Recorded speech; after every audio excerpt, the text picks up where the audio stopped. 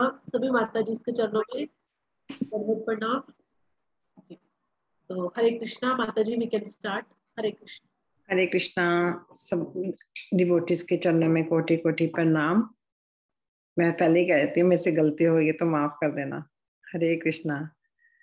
जय राधा माधव, जय कुंज बिहारी, जय राधा माधव, जय कुंज बिहारी, जय गोपी जन वल्लभ गिरवरधारी, जय गोपी जन वल्लभ गिरवरधारी, यशोदानंदन व्रज जन रंजन, यशोदानंदन व्रज जन रंजन, यमुना तीरथ वंचारी, यमुना तीरथ वंचारी, जय राधा माधव, जय कुंज बिहारी, हरे कृष्ण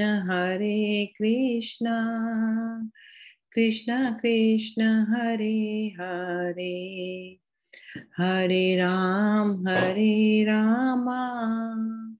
राम राम हरे हरे।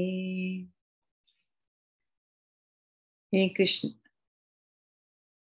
ओम अज्ञानतिमिरन्दस्य ज्ञानाञ्जनशलाकया चक्षुरुन्मीलितं येन तस्मै श्रीगुरवे नमः। श्रीचैतन्यमनोभीष्टं स्थापितं येन भूतले स्वयं रूप कदा महाददाति स्वपदान्तिकं। वन्देऽहं श्रीगुरु श्रीयुतपदकमलं श्रीगुरुन् वैष्णवांश्च श्रीरूपं साग्रजातं सहगण रघुनाथ वन्दितं त्वं सजीवम् स्वाद्वैता स्वावधूत सपरिजन सहितं कृष्ण चैतन्य देवं श्री राधा कृष्ण पादान सहगण ललिता श्री विशाखा आश्रम। ओम नमः विष्णु पादाय कृष्ण पृष्ठाय भूतले श्रीमती भक्ति वेदांत स्वामी इति नामिने। नमस्ते सरस्वती देवे गौरवाणी प्रचारिणे, निर्विशेष शून्यवादी पाश्चात्य देश तारिणे। नमो वंदनाय कृष्ण प्रेम पदायते कृष्णाय कृष्ण चैतन्य नामने गौरत्वेषे नमः। पंचतत्व नमः ओम विष्णु पदाय कृष्ण पृष्ठाय भूतले श्रीमते भक्त नव योगिंद्र स्वामी नामिने। नमस्ते प्रभुपाद देव नाम संकीर्त पंचारिणे, निर्विशेष शून्यवादी समस्त देश तारिणे। तत्वात्मकं कृष्ण भक्त रूप स्वरूपकं भक्तावतारं भक्ताख्यं नमामि भक्त शक्तिकं। हे कृष्ण कृष्ण सिंधु दीनबंधु जगतपते गोपेश गोपिका कांत राधा कांत नमोस्तुते। तप्त काचंकन गौरांगी राधे वृंदावनेश्वरी विश्वानुसुते देवी प्रणमामि नमः। हरिप्रिय वाञ्छाकल्पतरुश्च कृपा सिंधु वैभच पतितनां पावनेभ्यः वैष्णव्य नमो नमः। जय श्री कृष्ण चैतन्य प्रभु नित्यानंद श्री अद्वैत गदाधर शिव सादि गौर भक्तवृंद। हरे कृष्ण कृष्ण कृष्ण हरे हरे, हरे राम राम राम हरे हरे। ओम नारायण नमस्कृत्यं नरं चैव नरोत्तमं देवी सरस्वती व्यास ततो जयमुदीरयेत् नष्टप्रायेषु भद्रेषु नित्यं भागवत सेवया भगवत्युत्तम श्लोके भगवती नौष्ठिकी। कृष्णाय वासुदेवाय देवकी नंदनाय च नंदगोपकुमाराय गोविंदाय नमो नमः। ओम नमो भगवते वासुदेवाय, ओम नमो भगवते वासुदेवाय, ओम नमो भगवते वासुदेवाय। प्रभुपाद जी की ब्लेसिंग से और महाराज जी के आशीर्वाद से मैं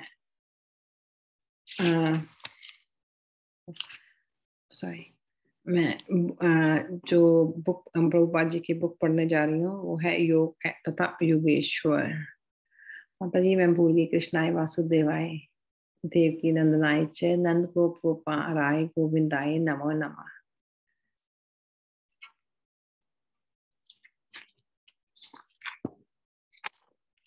माता स्टार्ट करो। जी माता जी 1 मिनट बस, मैं स्क्रीन शेयर कर रही हूँ माता जी, बस 1 मिनट। ओम नमो भगवते वासुदेवाय। ओम नमो भगवते वासुदेवाय। ओम नमो भगवते वासुदेवाय। योग का अर्थ है आत्मा और परमात्मा या परम तत्व और सूक्ष्म जीवों को जुड़ना। भगवान श्री कृष्ण ही वे परम भगवान हैं, इसलिए योग के अंतिम लक्ष्य होने के कारण कृष्ण का नाम योगेश्वर है, योग के स्वामी। भगवत गीता के अंत में कहा गया है, जहाँ कृष्ण है और सर्वश्रेष्ठ धनुधारी अर्जुन है, वहाँ विजय निश्चित है। भगवत गीता महाराज धृतराष्ट्र के सचिव संजय द्वारा किया गया आख्यान है। यह रेडियो की वायु तरंगों के समान है। प्रेक्षागृह में नाटक खेला जा रहा है, लेकिन आप अपने कमरे में बैठे उसे सुन सकते हैं। आज जिस प्रकार हमारे पास ऐसी यांत्रिक व्यवस्था है, उसी तरह उस काल में भी ऐसी कोई व्यवस्था थी।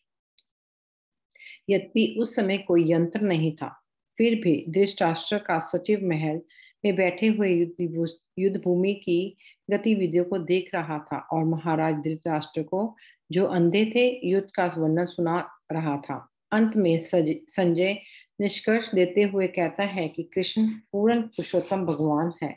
योग पत्ति का वर्णन करते हुए कहा गया है कि कृष्ण का नाम योगेश्वर है। योगेश्वर से बड़ा योगी भला कौन हो सकता है, और कृष्ण योगेश्वर है।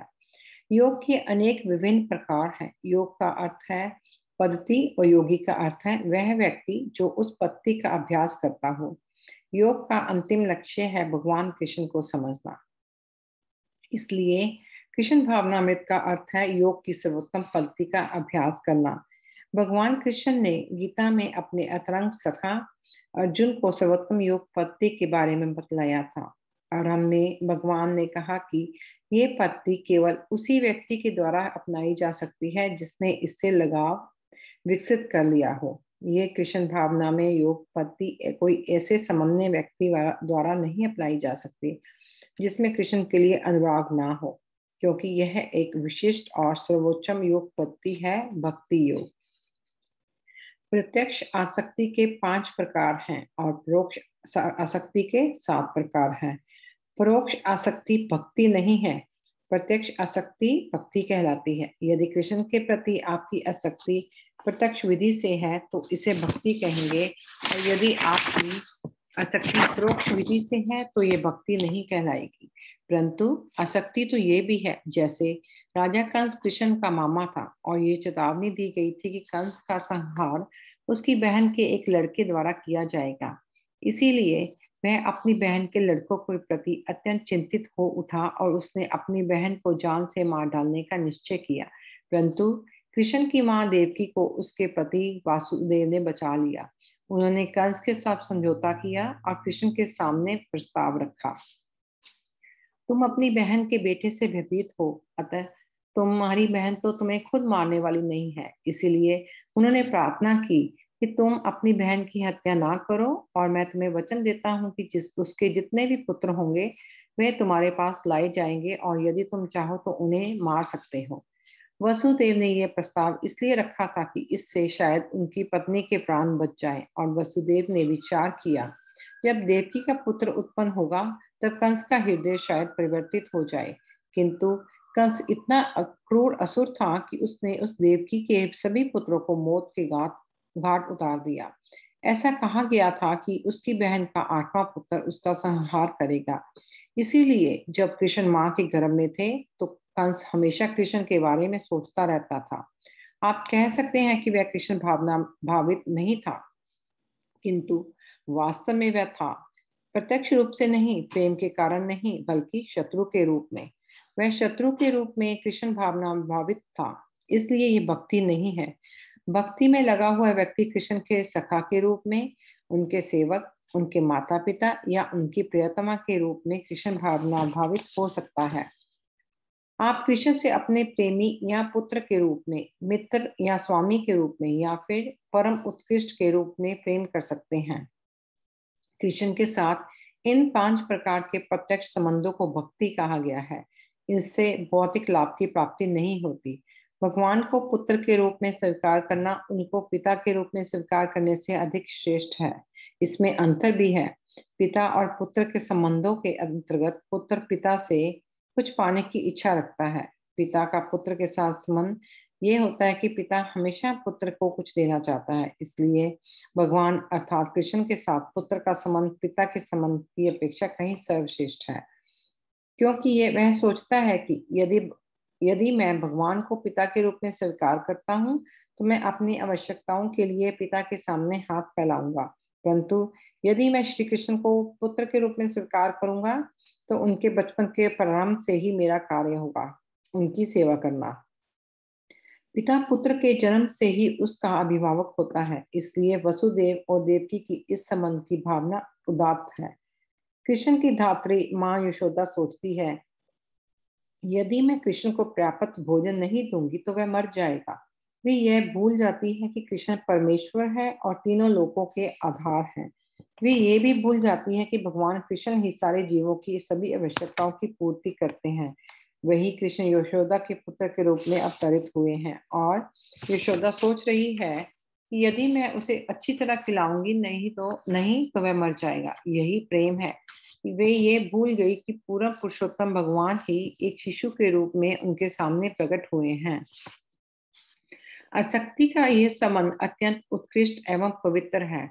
इसे समझने में समय लगता है, परंतु एक ऐसी स्थिति होती है जहां हम भगवान से ये कहने के बदले कि हे भगवान, हमें प्रतिदिन की रोटी दीजिए। हम ये सोच सकते हैं कि यदि आप उन्हें रोटी नहीं देंगे तो भगवान मर जाएंगे। ये उत्कृष्ट प्रेम का भाव है। कृष्ण के प्रेमियों में से उनकी सर्वोच्च भक्त प्रेमिका श्रीमती राधा रानी तथा कृष्ण के बीच भी ऐसा ही संबंध है। यशोदा मैया उन्हें मातृभाव से प्रेम करती है। सुदामा मित्र के रूप में उनके प्रेमी है। अर्जुन भी मित्र के रूप में उनके प्रेमी हैं। कृष्ण के विभिन्न प्रकार के कोटि कोटि अतरंग भक्त हैं। इसलिए यहाँ वर्णित योग पत्तियां भक्ति मार्ग की ओर ले जाती हैं और भक्ति योग का अभ्यास उन सभी व्यक्तियों के द्वारा किया जा सकता है जिन्होंने कृष्ण के प्रति अनुराग का विकास कर लिया हो। अन्य व्यक्तियों के लिए संभव नहीं है। यदि कोई कृष्ण के साथ अनुरक्ति का ये भाव विकसित कर लेता है तो ये संबंध ऐसा होगा कि वह भगवान को कृष्ण को पूरी तरह जान लेगा। हम भगवान को अपने अनेक सिद्धांतों और अनुमानों से समझने का प्रयत्न कर सकते हैं, लेकिन वह अपने आप में एक कठिन काम है। हम ये कह सकते हैं कि हमने भगवान को जान लिया है, परंतु उनको यथार्थ रूप में जानना संभव नहीं है, क्योंकि हमारी इंद्रियां सीमित हैं और वे असीम हैं। श्रीमद् भागवत में कहा गया है कि हमारी सभी इंद्रियां अपूर्ण हैं। हम भौतिक जगत को भी पूरी तरह से नहीं जान सकते। आपने रात में आकाश में कितने ही ग्रह नक्षत्र देखे होंगे, किंतु आप जानते नहीं कि वे क्या हैं। आप तो ये भी नहीं जानते कि चंद्रमा क्या है, जबकि मनुष्य कितने ही वर्षों से स्पुतनिक द्वारा वहां जाने की कोशिश कर रहा है। इस पृथ्वी ग्रह के विषय में भी हम ये नहीं जानते कि यहाँ पर कितनी विविध प्रकार की वस्तुएं हैं। आप समुद्र या आकाश की ओर देखें तो मालूम पड़ेगा कि हमारी अनुभूति कितनी सीमित है। इसलिए हमारा ज्ञान सदैव अपूर्ण है। इस बात पर हमें सहमत होना ही पड़ेगा। यदि हम मूर्खता पूर्वक पूर्ण ढंग से ये सोचे कि हमने हर प्रकार का ज्ञान प्राप्त कर लिया है और विज्ञान के क्षेत्र में काफी उन्नति कर ली है, तो यह हमारी एक और मूर्खता है। पूर्ण ज्ञान प्राप्त करना संभव ही नहीं है। और जब भौतिक जगत को ही जानना संभव नहीं, जिसे हम प्रतिदिन अपनी आंखों से देखते हैं, तो आध्यात्मिक जगत और पूर्ण पुरुषोत्तम भगवान कृष्ण के बारे में क्या कह सकते हैं। वे सर्वोपरि आध्यात्मिक रूप हैं और उन्हें हमारी सीमित इंद्रियों से जान पाना संभव नहीं है। तो फिर हम कृष्ण भावना में के लिए क्यों इतना कष्ट उठा रहे हैं, जब ये संभव नहीं है। यदि ये अपूर्ण इंद्रियां भगवान कृष्ण का यथारूप साक्षात्कार नहीं कर सकती, तो इसका उत्तर ये है कि यदि आप विनम्र बनते हैं, यदि आप कृष्ण का अनुशीलन करने की आध्यात्मिक भावना को विकसित कर लेते हैं और आप उनके दास, मित्र, माता पिता या प्रियतमा की स्थिति स्वीकार कर सकते हैं। यदि आप भगवान की सेवा करना करते हैं, तब आप उन्हें जानना प्रारंभ कर सकते हैं। आपकी सेवा का आरंभ जीवा से होता है। कैसे?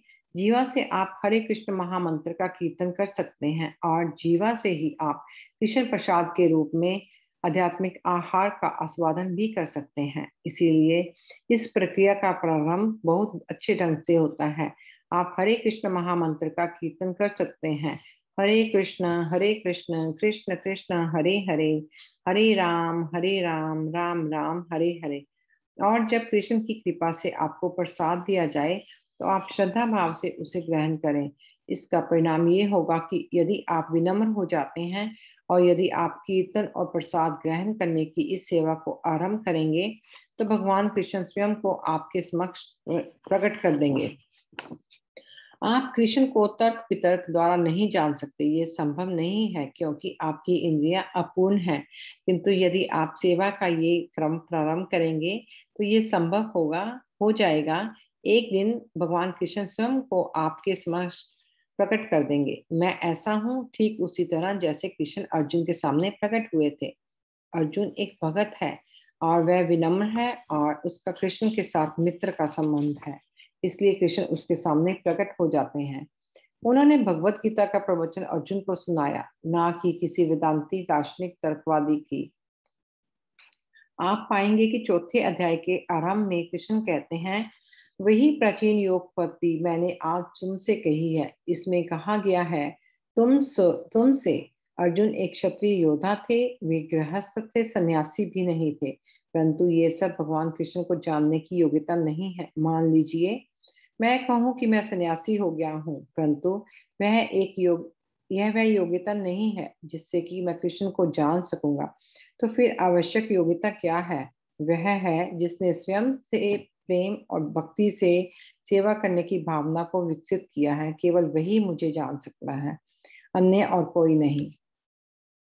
बड़े बड़े मीमांसक और विद्वान भी नहीं, परंतु एक बालक कृष्ण को समझ सकता है यदि उसमें कृष्ण के प्रति पूरी श्रद्धा है। इसलिए श्रद्धा और भक्ति व्यक्ति को वे योग्यताएं प्रदान करती हैं।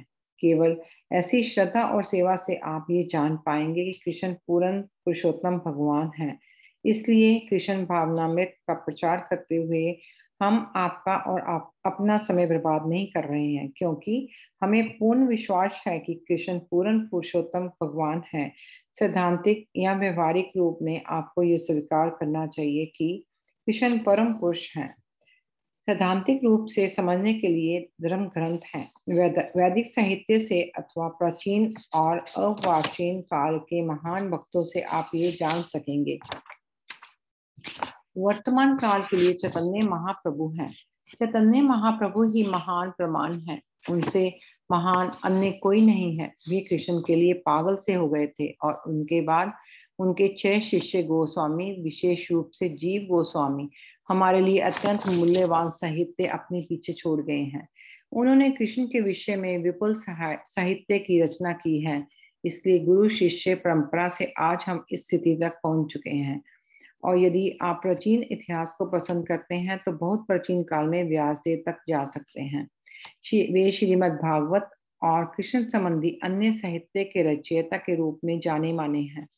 श्रीमद् भागवत के कृष्ण के वर्णन के अतिरिक्त और कुछ नहीं है। व्यासदेव भगवत गीता के भी रचयिता हैं और भगवत गीता भगवान कृष्ण ने कही थी और व्यास जी ने उसे लिपिबद्ध करके महाभारत में सम्मिलित कर ली। इस प्रकार व्यासदेव भगवान कृष्ण को परम पुरुष के रूप में स्वीकार करते हैं। श्रीमद् भागवत में उन्होंने कृष्ण के अनेक अवतारों का वर्णन किया है। उनके अनुसार कृष्ण के 22 अवतार थे और निष्कर्ष के रूप में वे कहते हैं कि जो भिन्न भिन्न अवतार उसमें वर्णित किए गए हैं वे सब भगवान के अंश रूप हैं, किंतु कृष्ण स्वयं पूर्ण पुरुषोत्तम भगवान हैं। वे अंश नहीं हैं किंतु 100% भगवान है। तो इस प्रकार यहाँ प्रमाणिक अधिकारी का प्रमाण है।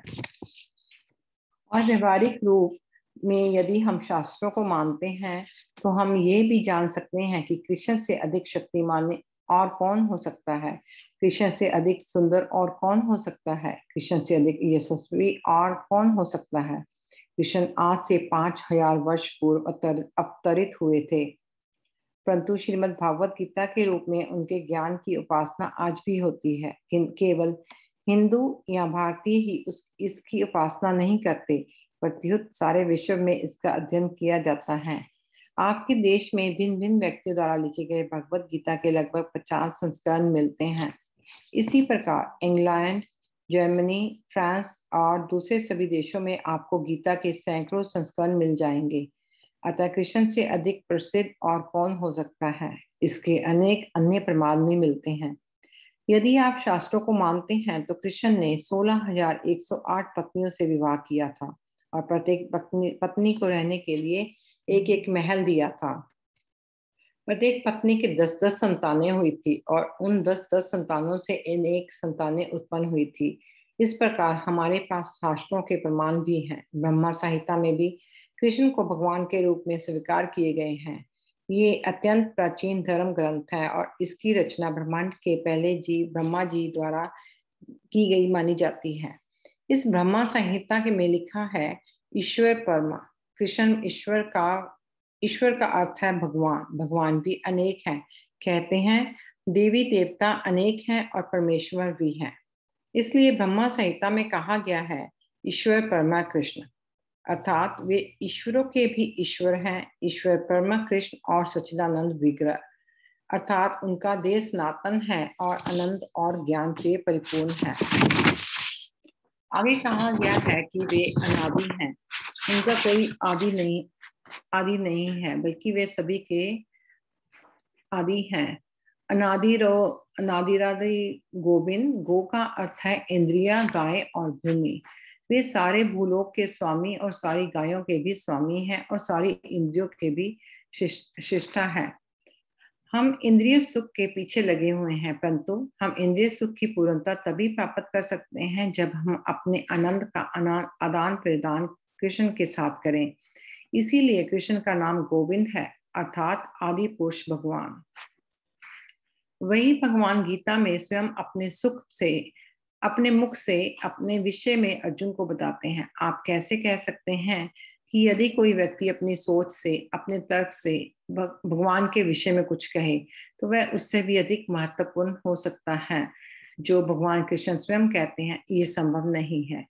भगवान के विषय में कृष्ण से अधिक जानकारी कोई और नहीं दे सकता, क्योंकि भगवान स्वयं बोल रहे हैं। जैसे आपके अपने बारे में आपसे अच्छा और कोई नहीं बता सकता। इसलिए यदि आपको विश्वास है और आप सिद्धांतिक या व्यवहारिक रूप में कृष्ण को पूर्ण पुरुषोत्तम भगवान मानते हैं तो कृष्ण द्वारा भगवत गीता में किए गए वर्णन से आप भगवान को जान सकते हैं। इसमें कोई कठिनाई नहीं है।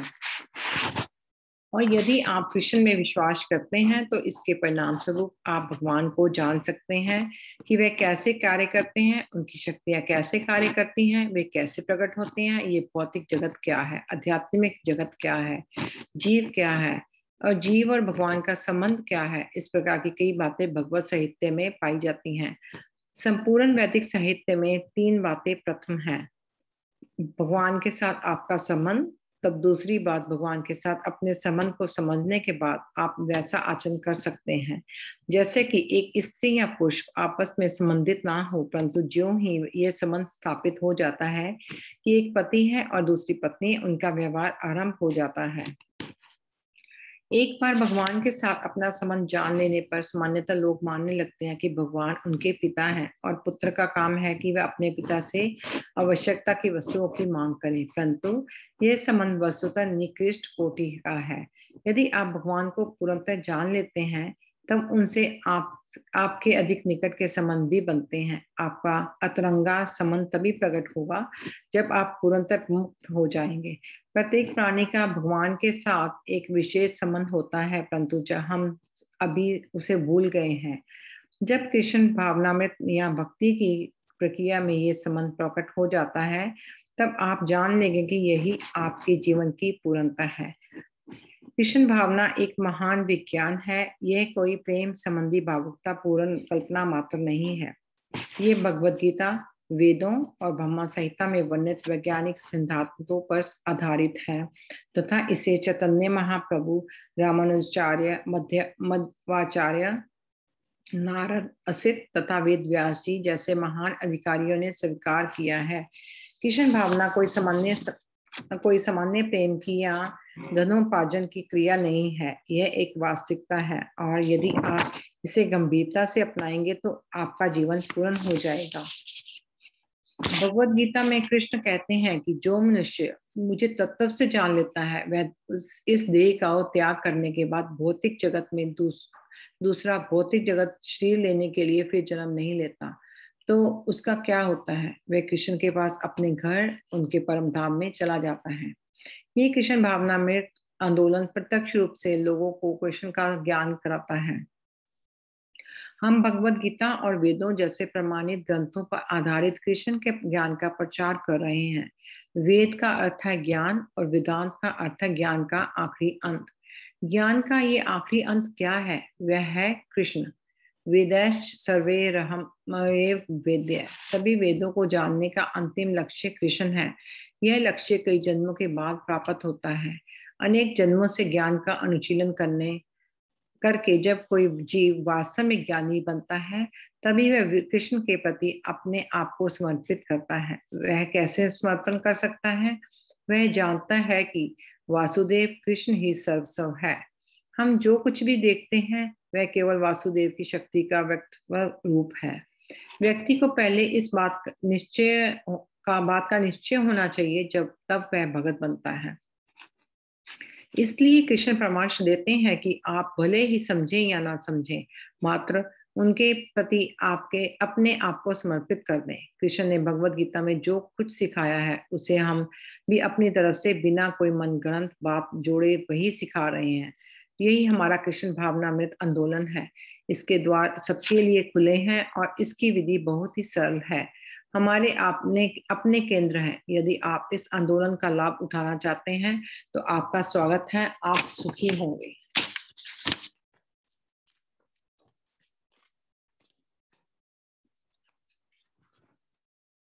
हरे कृष्णा।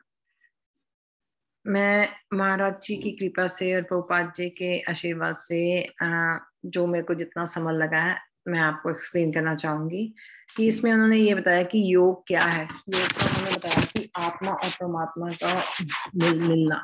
तो उन्होंने भगवद गीता में के अंत में यही बताया है कि जहाँ कृष्ण है, जहाँ अर्जुन है, वहां तो निश्चित पक्का ही विजय होनी है।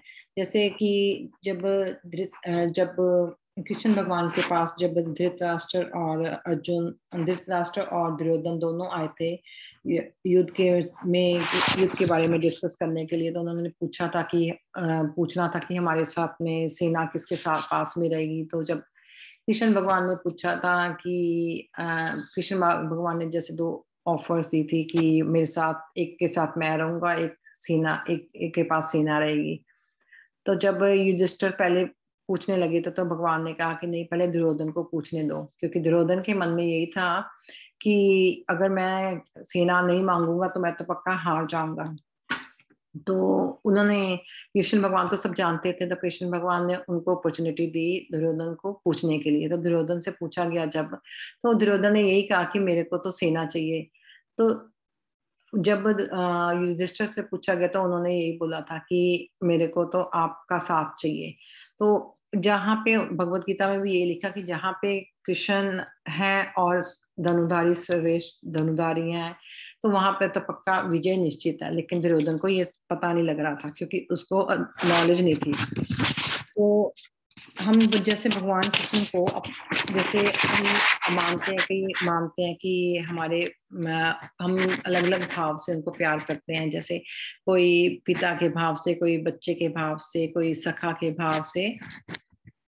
तो इसमें ये बताया गया कि अगर हम उनको अपने तो बच्चे के रूप में प्यार करेंगे वो ज्यादा अच्छा है, जैसे पिता के भाव से। क्योंकि जब हम बच्चे के भाव से करते हैं तो हम उसकी सेवा करेंगे सब कुछ, जैसे हम लोग करेंगे, लेकिन पिता के उससे करेंगे तो हम उनसे चीजें मांगेंगे। तो हम जब चीजें मांगते हैं मोस्टली हम मटेरियल चीजों में घुस जाते हैं कि हमें ये चाहिए वो चाहिए। तो इसलिए हमें वो कह रहे हैं कि हमें बच्चे के रूप में ही उनको ज्यादा प्यार करना चाहिए। तो जैसे उन्होंने ये भी बताया इसमें कि जैसे प्रत्यक्ष विधि और परोक्ष विधि क्या होती है। प्रत्यक्ष विधि होती है, प्रत्यक्ष आसक्ति होती है, 5 प्रकार की होती है। जैसे जिसमें भाव होते हैं कि सखा का भाव, जैसे बच्चे का भाव, सेवक का भाव, ऐसे इसमें। तो उन्होंने ये बताया कि इसमें कि जैसे जैसे कंस था जो, जब कृष्ण भगवान जी का जन्म होना था उससे पहले जब कृष्ण कंस मामा जो कृष्ण के थे, तो उनको जब आकाशवाणी हुई थी कि तेरा सहा जो है वो तेरे बहन का 8वां बेटा ही करेगा। तो उन्होंने जब ये उनको डर लगने शुरू हो गया कि ये मेरे को तो मेरा बहन का बेटा ही मार देगा, तो उसने कंस ने ये सोचा कि मैं अपनी बहन को ही खत्म कर देता हूँ। लेकिन वासुदेव जी ने उनसे प्रार्थना की कि आपकी बहन तो आपको मारेगी नहीं, आप ऐसा कर लो कि जब इनका कोई बच्चा पैदा होगा तो आप उस बच्चे को ले लेना, आपने जैसे मारना होगा या रखना होगा जीवित तो आप वैसे ही कर सकते हैं। तो क्योंकि वासुदेव जी को ये लगता था कि शायद बच्चे को देख के कंस का मन पिघल जाए, लेकिन वो कंस तो ऐसा था नहीं कि उसका मन पिघलने वाला हो।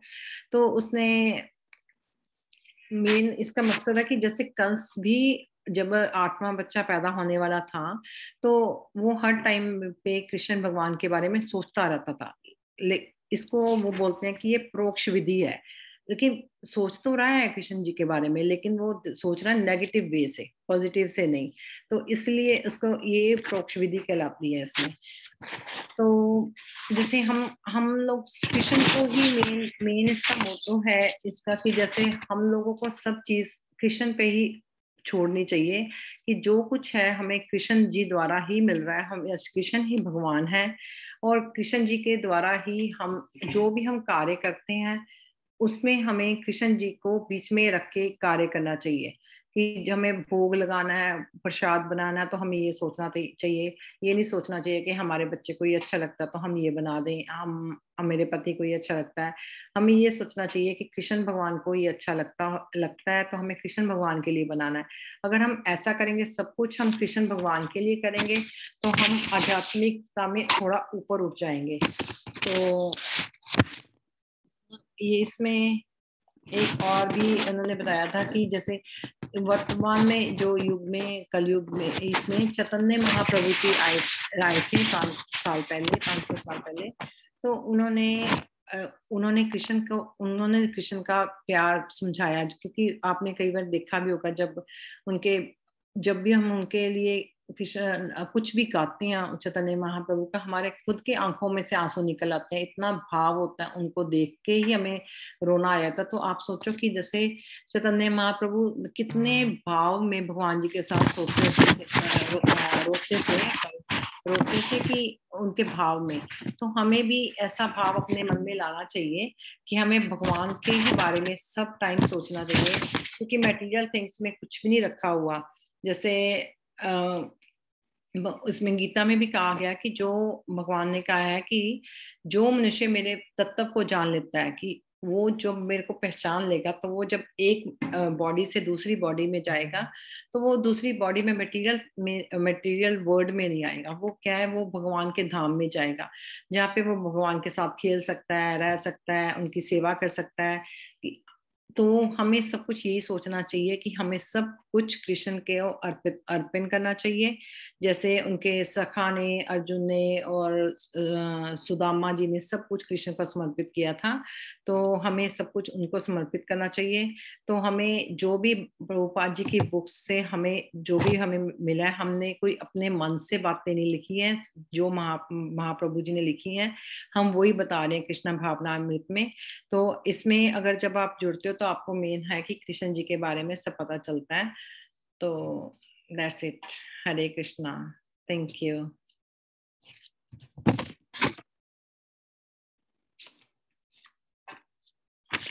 माता जी, ऑन यू माता जी।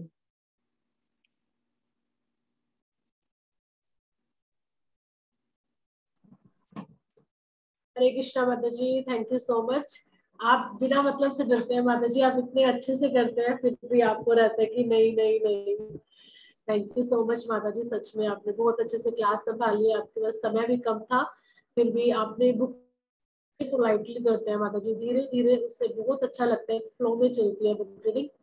थैंक यू सो मच माता जी, आपका बहुत बहुत धन्यवाद, थैंक यू सो मच। तो अभी माता जी क्वेश्चन आंसर लेंगे आप?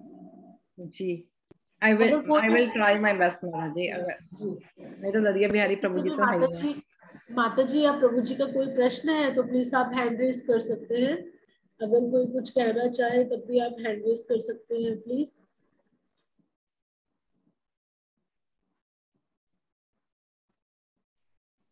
मोनिका माता जी, आप अनम्यूट कीजिए अपने आप को। हरे कृष्णा। हरे कृष्णा माता जी, दंडवत प्रणाम। सभी भक्तों को मेरा दंडवत प्रणाम। माता जी आपने बहुत बहुत अच्छा समझाया, सच में बहुत ज्यादा अच्छा समझाया आपने, इसके लिए आपका धन्यवाद माता जी। Thank you. Hare Krishna. All Prabhupada is mercy.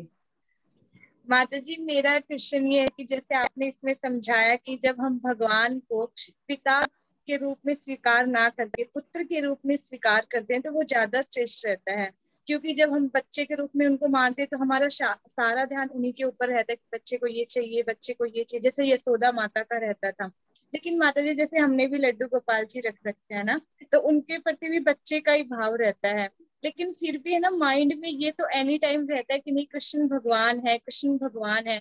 जैसे यशोदा माता थी तो जब भगवान ने दामोदर लीला में उनको अपने मुख से सारा ब्रह्मांड दिखा दिया था, लेकिन फिर भी है ना यशोदा माँ का आंसर ये था कि नहीं नहीं शायद मेरे को भ्रम हो गया होगा, मैं ज्यादा काम में थक गई होंगी इसलिए मुझे बार बार ऐसा फील हो रहा है। वो तो छोटा बच्चा है, वो कौन सा मुझे ब्रह्मांड दिखा देगा, मतलब वो मतलब एक्सेप्ट नहीं कर पा रही थी। लेकिन हम लोग जैसे क्या होता है कि हम एक्सेप्ट करके रखते हैं कि नहीं कृष्ण भगवान है, और जैसे हम उनसे ना पुत्रवत का उतना मतलब 100% रूप से उनको स्वीकार नहीं कर पाते हैं। हमारे मन में कहीं ना कहीं ये भाव रहता है कि नहीं ये भगवान है।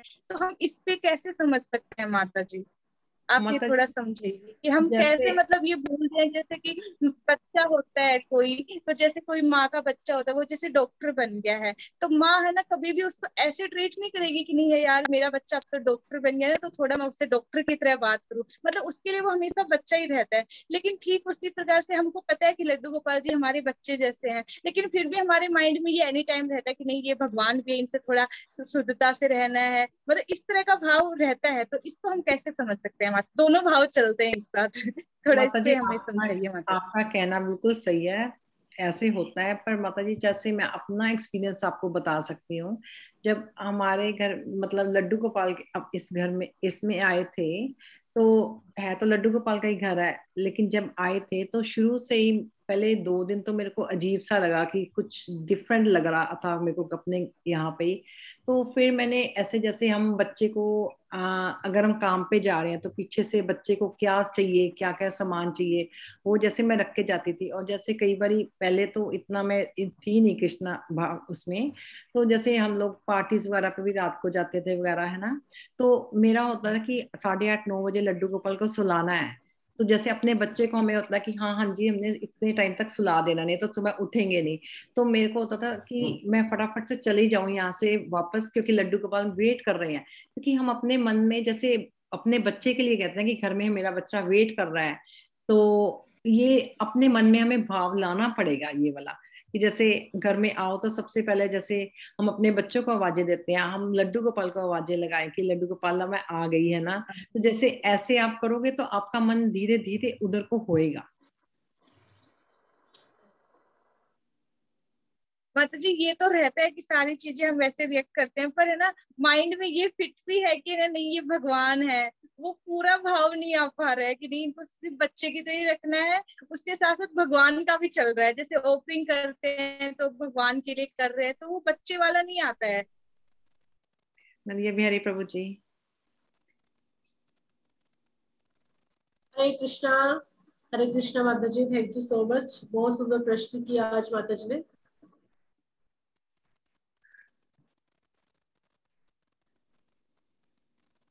हरे कृष्णा माता जी, आवाज आ रही है आपको? जी माता जी। जी। हरे कृष्णा माता जी। एक्चुअली माता जी आज हिज ग्रेस नदिया विहारी प्रभु जी थोड़ा ट्रेवल में है, तो अपना एक क्वेश्चन जो है आप नोट करके रखिएगा। तो फिर हम जब next time I think Wednesday या थर्सडे को मॉर्निंग में जो क्लास होती है उसमें, तो फिर वो प्रभु जी आपको अच्छे से एक्सप्लेन करेंगे। ठीक है, Hare Krishna, thank you so much Hare माता जी। कृष्णा। हरे कृष्णा। हरे कृष्णा, धन्यवाद माता जी, आपने बहुत सही समझाया। Thank you I'm so much. sorry, I can't explain properly. Hari नहीं bol. माता जी, आपने बहुत अच्छा समझाया, धन्यवाद इसके लिए। हरे Thank you, Krishna. Mataji. Hare Krishna. हरे कृष्ण, धन्यवाद। धन्यवाद. अभी और किसी माता जी या प्रभु जी का कोई प्रश्न है तो प्लीज आप हैंड रेज कर सकते हैं, otherwise we will bind up our session.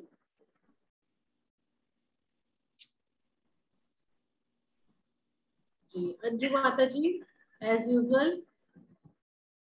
हरे कृष्णा माता जी, दंडवत प्रणाम। हरे कृष्णा माता जी, दंडवत प्रणाम। आप सभी के चरणों में मेरा कोटि कोटि प्रणाम। माता जी वीडियो भी कर लीजिए ऑन। माता जी सोनिया माता जी, आपने नहीं माता जी, मैं अभी फिर करूंगी माता जी, नॉट दिस टाइम।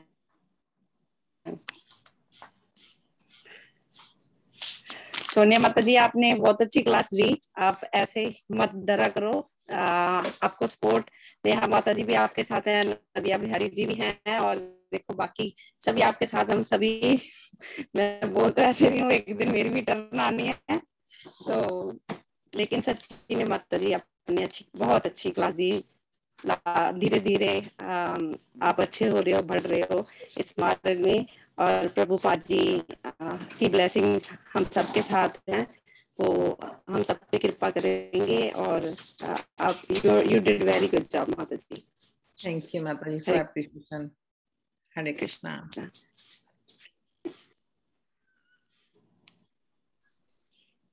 हरे कृष्णा। तो थैंक यू सो मच, आप सभी डिवोटीज ने हमारे पार्टिसिपेट किया, आप सभी का बहुत बहुत धन्यवाद।